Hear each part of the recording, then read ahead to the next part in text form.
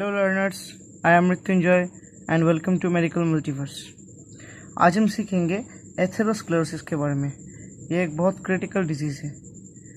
Atherosclerosis means hardening of artery. Atherosclerosis means hardening, मतलब हमारा जो आर्टरी है वो हार्ड हो जाता है।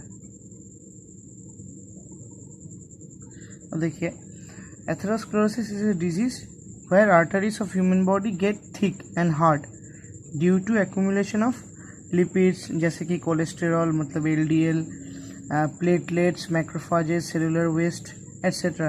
in the inner arterial wall। मतलब इनर आर्टेरियल वॉल में इन सब के एक्यूमुलेशन की वजह से एथेरोस्क्लेरोसिस होता है। लिपिड, प्लेटलेट्स, मैक्रोफाजेस इन सब को एक साथ कहते हैं प्लेक फॉर्मेशन कहते हैं।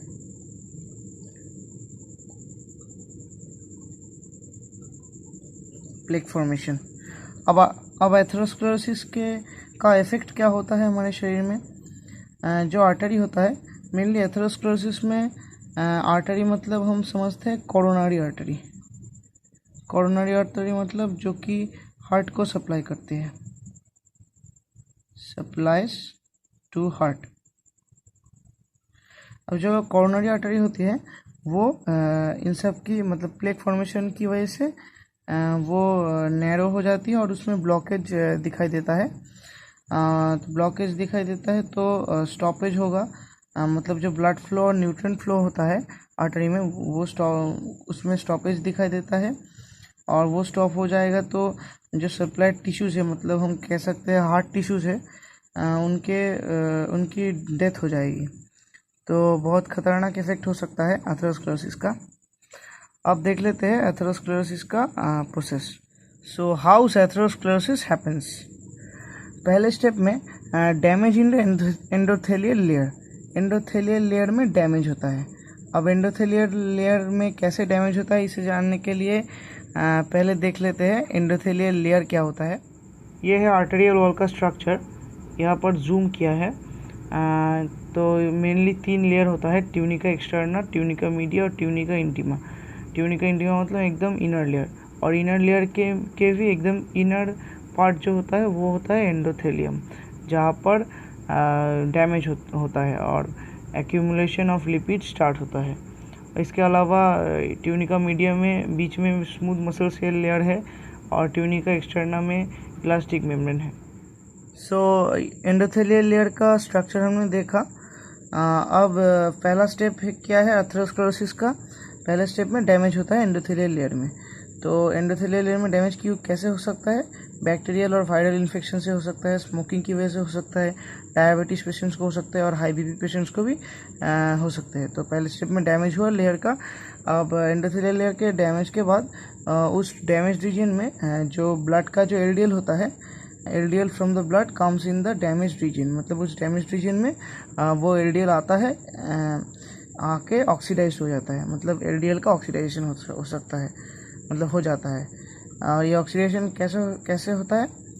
By free radicals. Oxidisation free radicals जो होता है ब्लड के उनकी वजह से ये जो LDL होता है वो ऑक्सीडाइज LDL बन जाता है। ऑक्सीडाइज LDL के बाद क्या होता है, जो हमारा जो एंडोथेलियम है, एंडोथेलियम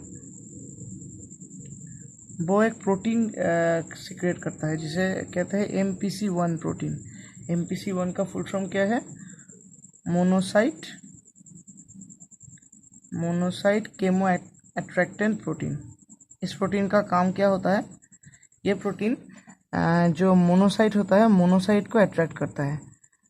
तो इसकी वजह से मोनोसाइट्स आते हैं उस डैमेज रीजन में।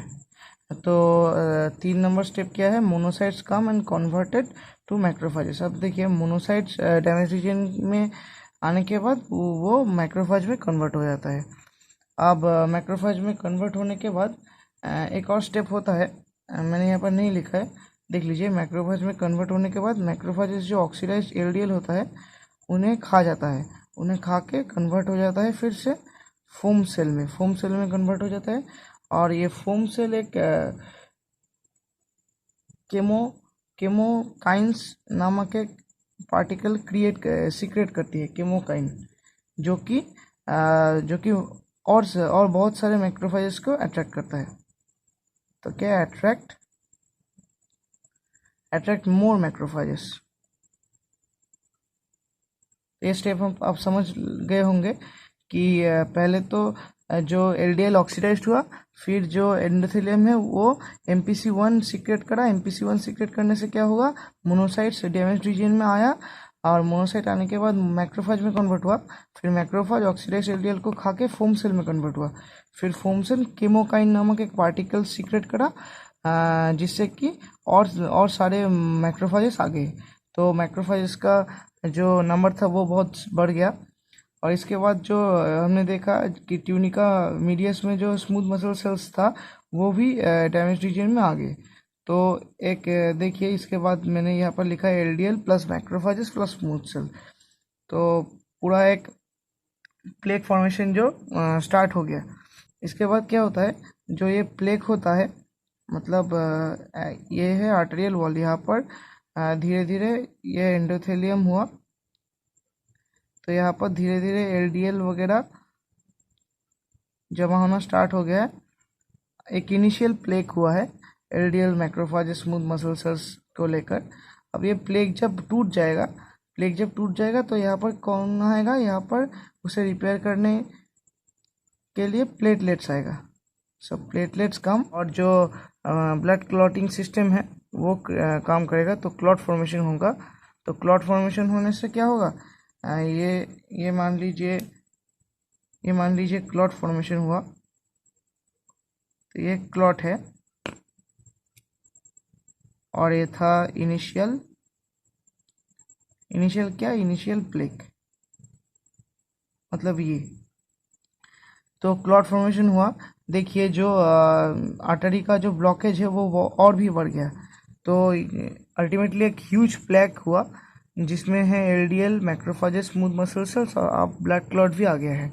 तो एक ह्यूज प्लेक हुआ, जिससे कि जो आर्टरी है वो और हार्ड हो गया और ब्लॉकेज और भी बढ़ गया। अब आर्टरीज ठीक होने से क्या प्रॉब्लम होती है, जो आर्टरीज का जो इलास्टिसिटी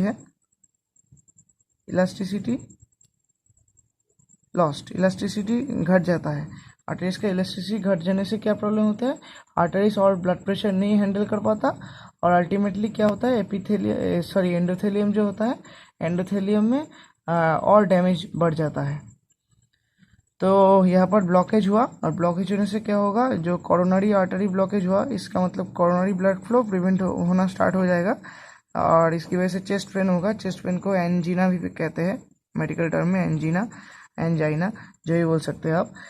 तो चेस्ट पेन की वजह से हार्ट अटैक भी हो सकता है, और अल्टीमेटली जो ह्यूमन है उसका डेथ भी हो सकता है। देखिए, ये है नॉर्मल ह्यूमन आर्टरी जिसमें कोई ब्लॉकेज नहीं है, और दूसरी तरफ ये है एथेरोस्क्लेरोसिस वाला आर्टरी जिसमें यहाँ पर मैक्रोफेजेस है, लिपिड्स है, और फिर स्मूथ मसल सेल है। तो पूरा यहाँ पर जो कि एक प्लेक हुआ है। तो ये है एथेरोस्क्लेरोसिस। अब हम जानेंगे क्या क्या रिस्क हो सकते हैं एथेरोस्क्लेरोसिस होने के, risk factors leads to atherosclerosis. तो देखिए, पहला है high blood cholesterol level. High blood cholesterol level मतलब जो यहाँ पर ब्लड कोलेस्ट्रॉल मतलब हमने LDL को समझेंगे। LDL मतलब जो बैड कोलेस्ट्रॉल होता है, मतलब जो हमारे शरीर के लिए अच्छा नहीं होता, बैड कोलेस्ट्रॉल। तो इसका वैल्यू अगर 190 mg/dl से ज़्यादा हो तो एथेरोस्क्लेरोसिस के चांसेस है। ब्लड में LDL बढ़ जाएगा तो एक्यूमुलेशन भी होगा और एथेरोस्क्लेरोसिस अच्छा होगा।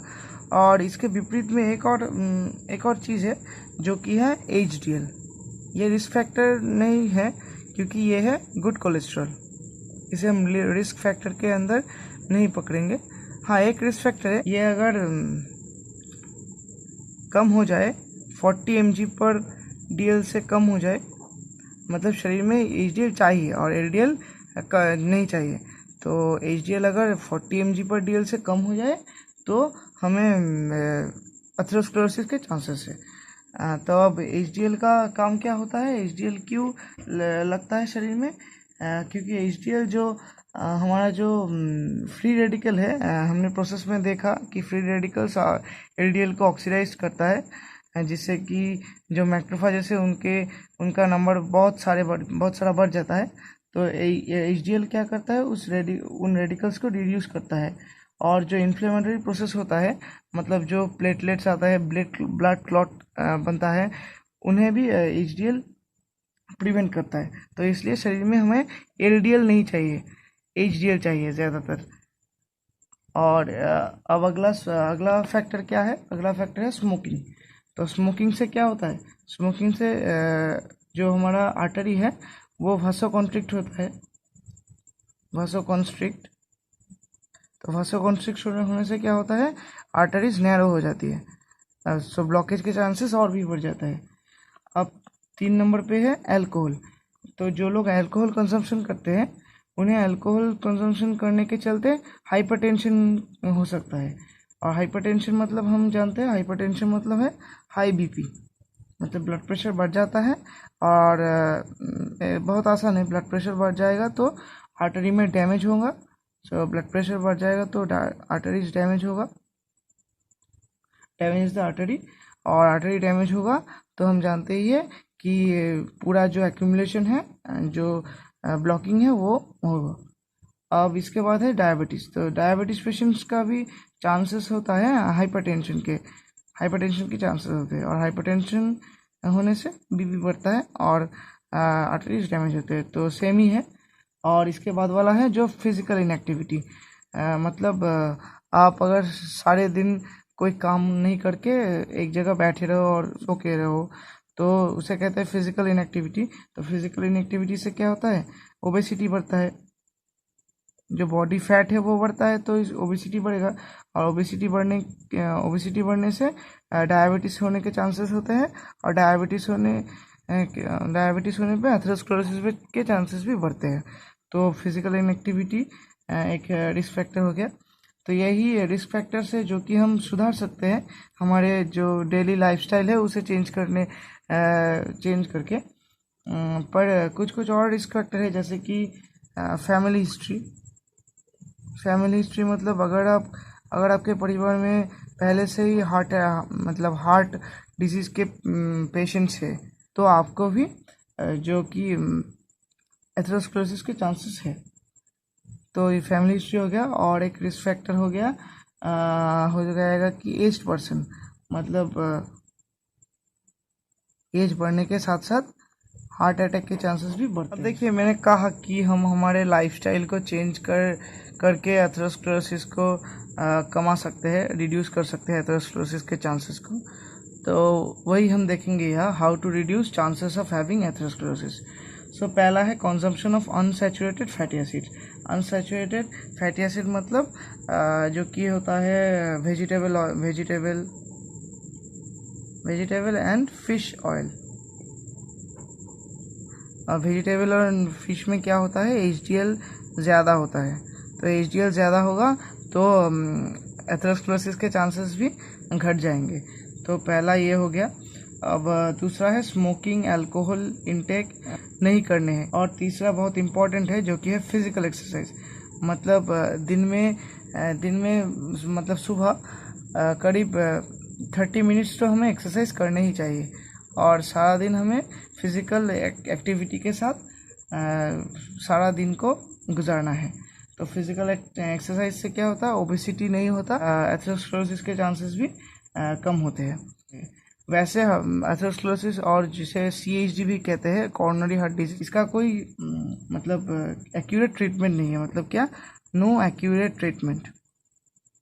ठीक है, नो एक्यूरेट ट्रीटमेंट। इन डिजीज़ों का कोई एक्यूरेट ट्रीटमेंट नहीं होता है। हमें क्या करना है? हमें प्रिवेंट करना है इन डिजीज़ को। तो so prevention is the best way. Prevention is the best way to reduce atherosclerosis. ठीक है, तो ऐसे ही आप एथेरोस्क्लेरोसिस के चांसेस से बच सकते हैं। सो यही था आज का वीडियो अबाउट एथेरोस्क्लेरोसिस।